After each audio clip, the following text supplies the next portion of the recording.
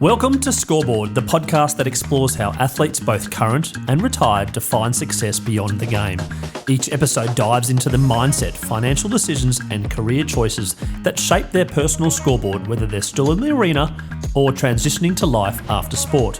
From victories to challenges, we reveal how athletes take charge of their own paths and decide what truly matters on their scoreboard of life. I'm your host, Chris Titley, and welcome to Scoreboard. Hi, it's Chris Titley here, and as part of today's episode of Scoreboard, I'm with Orlando Johnson. Orlando, thank you so much for being part of this series. Oh, man, thank you, Chris. I'm glad you reached out, and I was super excited to be a part of this. Yeah, Orlando, for the listeners out there that may not know a little bit about you, I'm going to give some statistics around your life in basketball. You played 103 regular season games in the NBA, playing for the Indiana Pacers, Sacramento Kings, Phoenix Suns, and New Orleans Pelicans, as well as a very short stint in Brisbane. Orlando, I'm just going to ask about your year so far, being 2025. We're sitting here in February of 2025. How's your year started? Oh, man, my year's been off to a good start. Just retired recently from the game of basketball, and just getting ready here for my second child. So this year's been starting off with the bang for sure. Fabulous. And mate, let's go back to the early days of Orlando, picking up that the basketball. When did you fall in love with the game? Oh, man, I would say I fell in love with the game probably around like 7, 8 years old. Just being around it. Both my brothers were athletes. My eldest brother, he played college basketball, played professional basketball overseas, and just seeing him and his work ethic, and watching some of my favorites as a kid, really made me fall in love with it for sure. And then the idea that you actually were pretty good at it. When did you start realizing you're pretty good? I knew I was pretty good probably around like 8th grade. I was like, I think I know I was better than everybody in my area for sure at that time in my age group. And then, by the freshman year around 14, I was like, okay, I can play with these guys. I think, I'm going to be all right. And then as the dream of a kid when you picked up that basketball, was it always to play in the NBA or did you have other dreams? Oh no, that was the dream. That was, my cousin's boyfriend at the time. He came in the house when I was probably like 7, 8 years old. I was sitting there playing the video games, and he was asking me what do you want to be? I was like, man, I want to be an NBA player. And ironically, this guy, he actually did play in the NBA, and he played overseas. And he actually won a national championship with the University of Michigan. So I was like, oh man, this guy is actually telling me. And one of the things he said is like, well, how are you going to be a NBA player if you're sitting in here playing video games? So that right there, stuck with me, all the way, now till I'm 35. But just knowing that, and I put that controller down and picked up that basketball, and didn't want to put it down until I actually said I was done.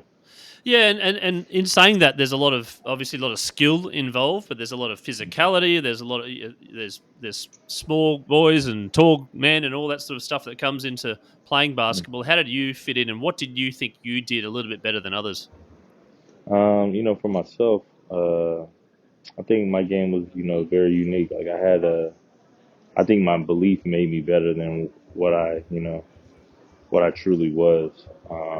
I just, my will to not be denied was just, I think what separated me from a lot of the players I played with, played against, that I was just relentless. And then my physicality too, for being like a shooting guard. Um, I was always stronger than most of the guys that I always played against, at my position at least. So whether it be, they could be, 6'8", a little taller, but I was probably just as strong, if not stronger than them.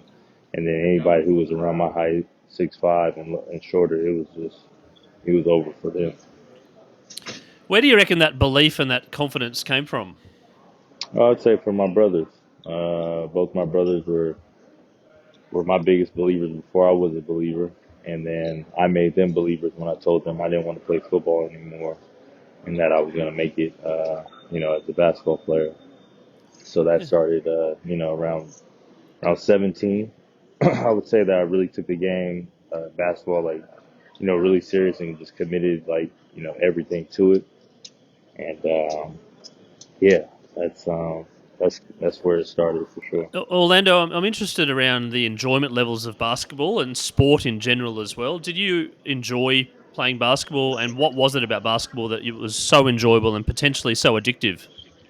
Oh man, I just think, just the lessons and the life lessons that it kind of gave you, through the game. Being able to really, take what you've done in practice and games and kind of to apply it to your everyday, lifestyle. And I think those things I just kept getting better at. The more you worked and the more you put time in, the more you would get out of it. And that would go with anything, my schoolwork, my businesses, like, my friendships. The more you put in time with certain things, the more you're going to get out of it. And so, like, with basketball, it just kind of like helped shape life for me. And so I'm like forever grateful for how much it has given me because like I truly enjoyed, the highs and the lows that came with it. And then for myself to just be able to maximize everything out of my body, through the injuries and all. And really being able to say that, I left the game and enjoyed the moments that came with it. And basketball is a team sport, obviously, but then there's also individual aspects. How did you go about managing your own performance as well as sort of the roles that you played within various teams? Yeah, so for myself, being able to maximize, just the individual aspect to make sure that I was doing my part, to help the team in whatever role that they needed me in. And like you said, like years change, teams change, and roles change. So you have to be able to adapt, um, when your number is called upon, and that starts with, the work that you're putting in, from the time, you're getting with a team, but also the time that you have by yourself in the summer days, just working on your game to become the best version of yourself. I want to take you back to the NBA draft, that day that you got drafted. How are you feeling beforehand? I was extremely, confident. I was I was anxious because I was like, man, I had some good workouts, in some good places. So it was a lot of things going through my mind. Like I could go here, I could fall to here. Like so for me, it was just about just kind of being prepared, like to finally, you know, realize that my goal or, my dream was on the verge of becoming a reality. And so for myself, just seeing that, just in a matter of a few hours that like my name is going to be called, and I was going to be able to, say that, to my family, like, everything I told you, was coming to fruition. So, that was a special day. And then with all those names being read out towards a point of time where you thought, oh, maybe I should be around here. Were you just thinking, oh, I should be around this moment? And then you hear Draymond Green's name gets called out before you. What were you hmm thinking? Well, with the draft, you kind of know like a few picks before, like where you're going to be going. Um, and so for myself, I just was kind of preparing, because at first it said Sacramento, but I knew that I was getting traded to Indiana, so um, just getting everything ready, but seeing the excitement on my family and friends' face because that I didn't tell them like, oh man, I'm going to Indiana, so they were like, oh man, he gets to stay in California, and then they see a few moments later that I got traded. Oh, They were like, wait, that's what? harsh. Right. They're like, Yeah. yes, we got it. What? Wait, Indiana? Where that at? I was like, that's near Chicago, right? I was like, yeah, yeah, yeah. Do they get So out that the was map? funny. Probably. I was Yeah, going to say they get out and Google where is Indiana. And yeah, then they definitely being did. picked in the NBA, realizing your dream, but then getting on the court for the first time, and the dream comes true. What do you want to talk hmm about your first game? I would say go back to my first preseason game. I got a chance to play against one of my favorite players, and the guy I got a chance to really model my game after was Brandon Roy, and he was on the back end of his career because he dealt with a lot of injuries. So he was with the Timberwolves at the time, and so I didn't get a chance to see like the guy that I fell in love with his game and stuff. So, but just being able to be on the court with him and share that moment and tell him like what he meant to me was special. Um, and so I would say that first preseason game I was so nervous. I remember my first shot. I shot it. I think it hit the backboard or something like that. But the next game I ended up bouncing back and having a pretty good one. And then getting on the court, saying, "Actually, my childhood dreams to play in the NBA. I'm here." Was it as intense, or what was the description around your actual thinking as a kid versus actually reality? I would just say the actual thinking as a kid was like, man, like these guys are so good, but then also me realizing like, hey, I'm pretty good too if I'm on the stage with these guys. So, that took a little bit, took a little time. Once you see the Kobe's, LeBrons, the Carmelo Anthony's, the Jamal Crawford, Paul Pierce, those guys, you're like, okay, like after the first few games, you're like, okay, like I'm settled down. I can do this now. I can play.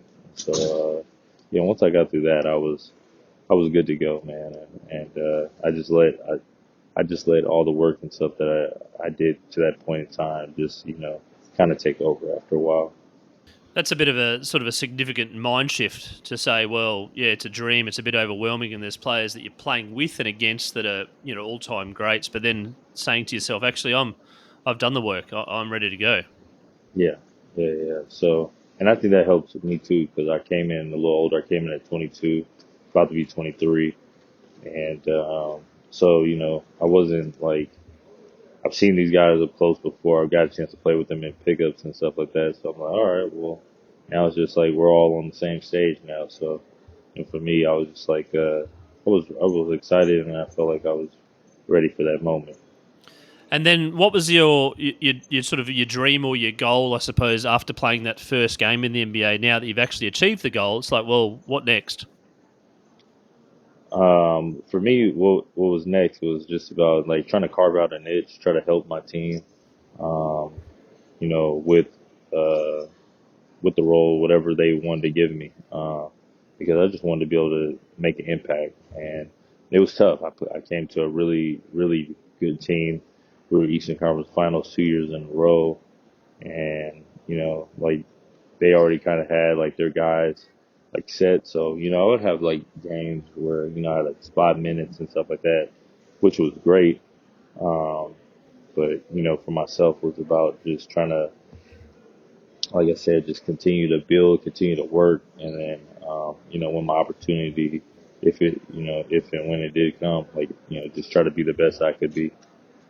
Yeah, and it did come in a number of times. You got 15 points as your career high. Do you want to talk about that game?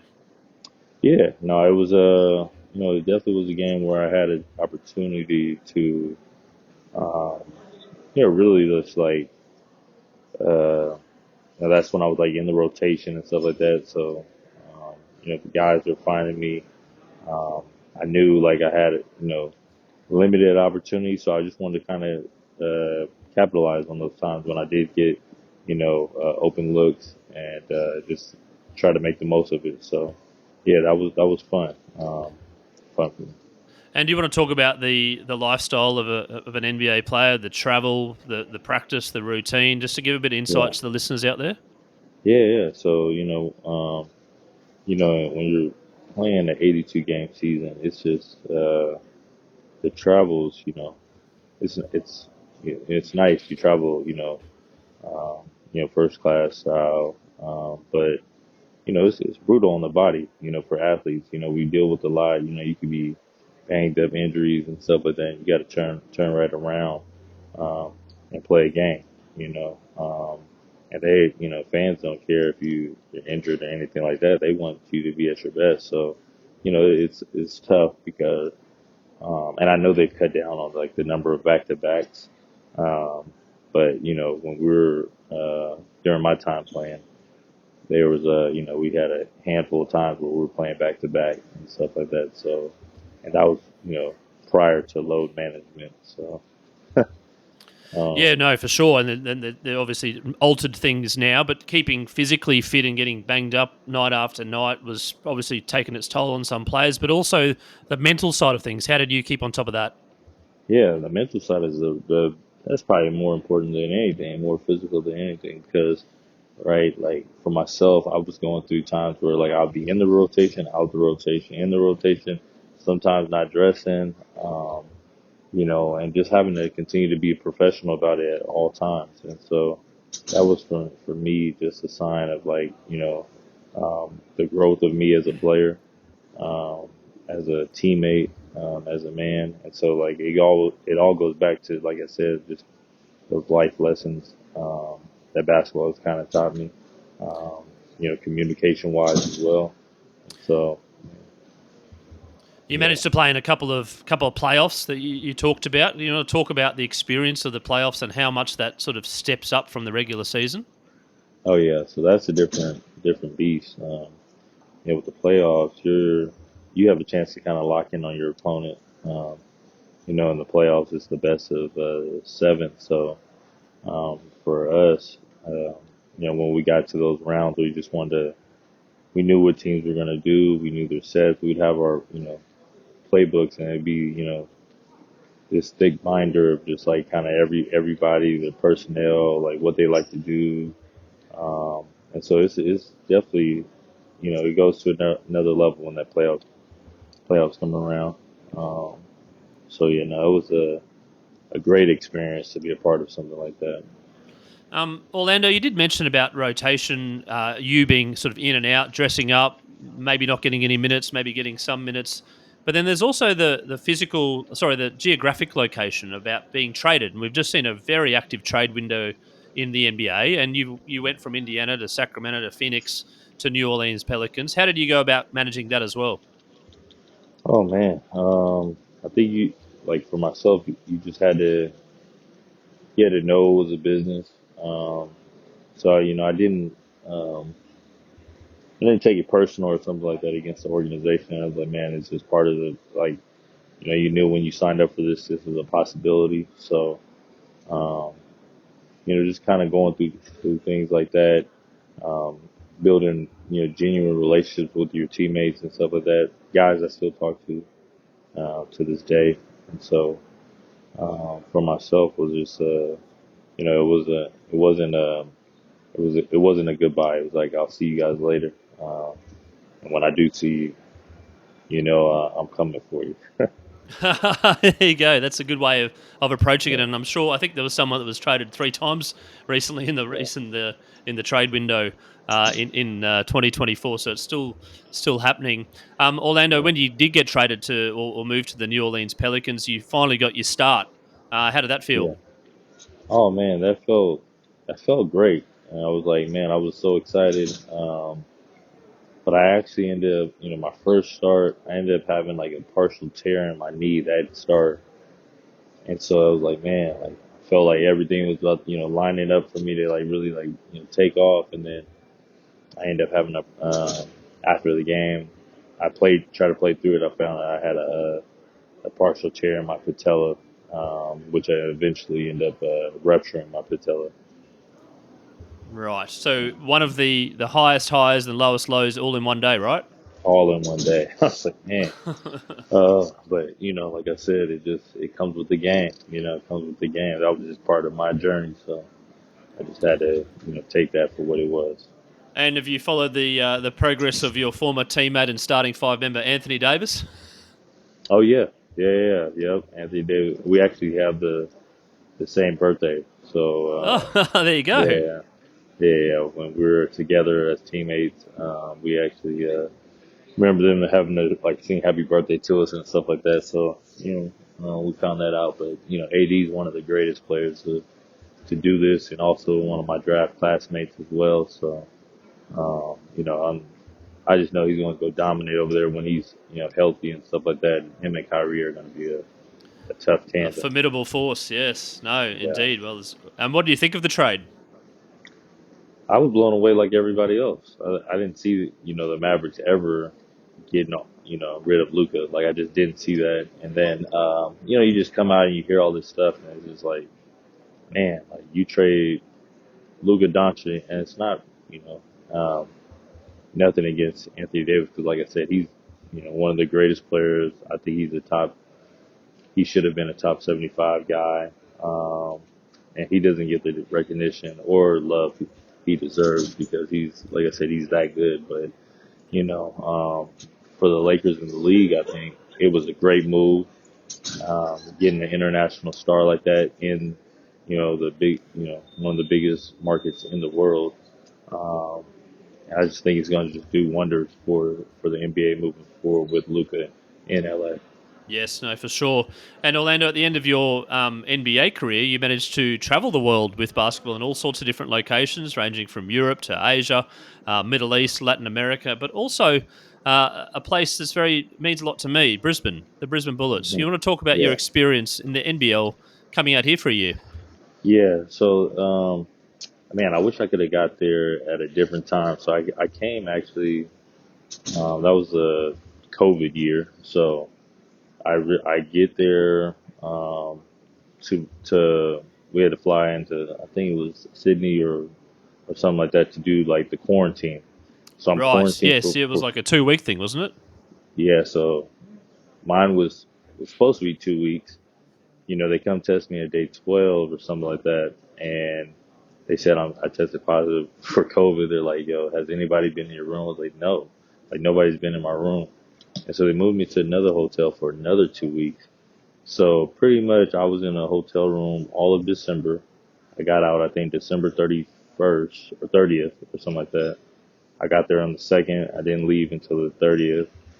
And, I ended up having to play like my first game, probably like two, I want to say I want to say probably like a week or so after that.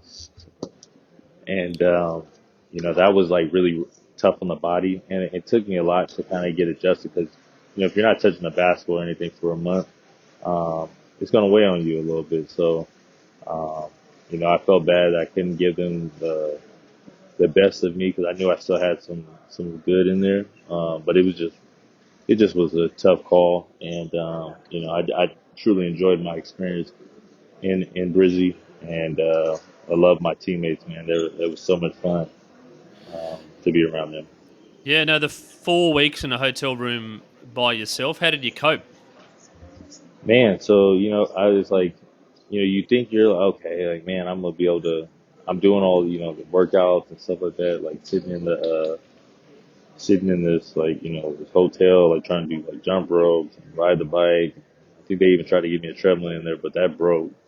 I don't, I No. don't think I really, I don't think I turned on the TV after like 1 week because I was like, man, I'm kind of, I'm not gonna say I was losing it, but I kind of was because you're Yeah. like, Yep. I can't just sit here and watch TV all day. I can't even like step outside and get fresh air. So like that was a tough time for sure. I would say, just having to deal with that and those circumstances during that time. And then retiring from the game, how tough a choice was that? And I suppose during your career, what were you thinking about post retirement? I would say this time around, it wasn't tough. I had actually made peace with it. I knew once I had my daughter in 2023, I kind of was like, okay, like basketball isn't, it doesn't give me the same thrill or waking me up how I used to be. So um, I know that I was like the love was was pivoting for me. I wasn't loving playing, but I was loving still watching and being around. Super open and transparent with myself about just letting it go, letting the game go, and once I did that, once I put it out there, I was at peace. I was at peace, and I was like, man, I knew I gave it everything I had, and I was ready. I was ready for that next step. And so, that next step looks like I'm trying to, just trying to find it. I've been reaching out to a lot of, former colleagues, people I've worked with, executives and stuff like that, because, a lot of different ways have been trying to pull me in, whether it be, front office, coaching stuff. But, I have a real, um, uh, just real openness to, getting in with player relations, um, Mm. and sort of like player development with with either a team, university, um, and just kind of helping guys, with that transition with um, just them continue to work on themselves while they're playing. I was fortunate to continue to do that while I was playing, by working on a few different business ventures, taking some business classes, and just continue to kind of prepare myself, and even as I did prepare myself, I was still, I'm trying to find what that looks like. So, um, yeah, so You, I you think ever that's something that I would look at. you ever thought about being a sports manager? Yeah, I did. I did. That's crossed my mind, quite a bit, actually. So, um, I've just been trying to reach out to, connections to see what's the best way of, possibly going about that and attaining that. And there's plenty of talent in Australia going on. There should be a link between Australian basketball and the US basketball. Can you commentate on your thoughts on the Australian contingent in the NBA and also Australia as a whole in terms of a basketball nation? Oh man, I think the basketball out there is phenomenal. The guys out there, um, you could just tell like it's definitely a lot of there's a lot of American influence within the game as well. But there's like some serious ballers that have been coming out of Australia, and they're like really taking the league by storm. And I think the NBA, I think just the world is starting to realize that like man, like Australia has some serious talent, and they're going to continue to produce because like especially with these like basketball academies in the basketball world where they're traveling, you get the chance to really see like what they have to offer. So I'm super excited for the game going forward and just um, how international it's become as well. So Absolutely. yeah. Orlando, we're going to have a final few questions. One was, who is the toughest opponent you ever played with? And converse to that, who was the toughest opponent you ever played with? Toughest opponent I've ever played against. Oof, man, I would say that Miami LeBron was a tough guy and tough. That Miami Heat team, my goodness, they were something serious.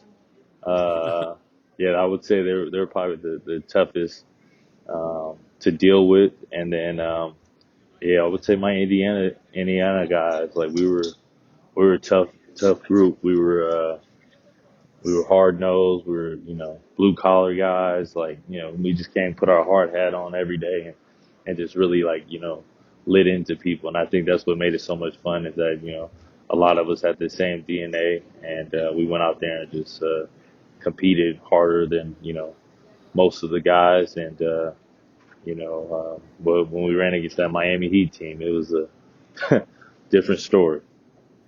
As part of the scoreboard, I run a little section called the scoreboard moment. And this is a moment in your life that has been the biggest impact or one of the biggest impacts from a sporting point of view or a personal point of view. Can you talk about a moment in your life that has helped define you? I would say a moment in my life, that helped define me. Uh, Man, that's a great question. Um, I would say probably like my going into going into you know going into college. I I knew um, how much I wanted to kind of prove people wrong. But I knew I wanted to prove myself right. even more. And so I remember, walking and telling my high school football coach, like, hey, like, because he felt like I was going to be like this Division III center.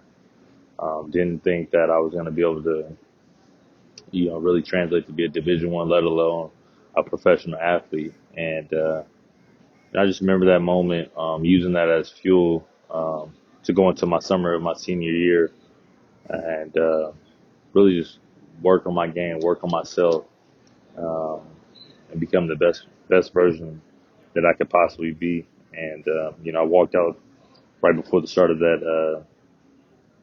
the senior year football season, and I told the coach I had 13 Division I scholarships at that moment, Division I basketball scholarships at that moment, and you know he he was like, oh man, like I didn't say you couldn't make it or whatever. I was just saying I think you'd be a hell of a football player, and I think I would have as well, but I used that fuel right there to kind of push me to where I wanted to be, and it led to a great career.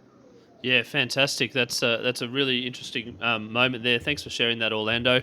I've got Yeah, I've got three kids, and you've mentioned you've got kids out there. What's some advice as they get older and they start playing sport, they start loving and enjoying sport? What's some advice you can give to those that were having the same dream as you? my advice would just be that um, growing as a professional, or not even say because not everybody becomes a professional, but just having those moments to teach you about life, um, teach you about yourself, because you're going to go through moments where it's going to challenge you and push you. Um, and so I just knew I used those times throughout my career. Um, the times I've been in those practices, in those games, that have constantly helped me just develop into the man I am today. And I think for kids growing up, that they'll be able to use if they choose to play a sport, it's going to teach them a lot about life lessons that they never even knew of, and knew that they can overcome like that. And what are some of the values and principles as a parent now that you're going to instill on your kids when they start playing sport? Yeah, just I'm definitely going to teach my girls, if they choose to play sports, just the discipline, the focus that it comes with of being an athlete. I think everybody has an athlete in them, but it's for you to tap into that and to really find what drives you. So for me, is as a parent, I just want to continue to push and guide my kids to be the best that they want to be in whatever it is, whether that's music, science, basketball, hope. But just go out there and try, and don't be afraid to fail. Orlando, one final question, and this is a new question I'm going to ask. So you're the first one to it. So congratulations. It's what's the biggest thing sport has given you? Man, sport has given me everything. I mean, it's given me the life I couldn't even imagine. Like, I've got a chance to travel the world, see different people, meet different people, connect with, um, so many people all off of this round basketball, and just being able to say that I've been able to, you know, impact, so many different communities through sport is just amazing. And I'm grateful for everything the game has given me, and I just want to continue to push that forward. Because when you dedicate your life to something like this, and you really, really love it, it'll give you so much you never even, you can't even imagine. Orlando, what a way to finish. Thank you so much for being part of the Scoreboard podcast today, all the way from San Francisco Airport. I know you've just got off a flight from Las Vegas. Thank you so much. All the best in the coming phase of life for you with your children and whatever the world may come to you in terms of employment, in terms of where you land. And if you start that sports management business, give me a hoy. There's plenty of Australian kids that would love to go and play college basketball in the US and in the NBA. We should do something together. But thank you so much. Definitely. Appreciate you, Chris, and we'll definitely be in touch.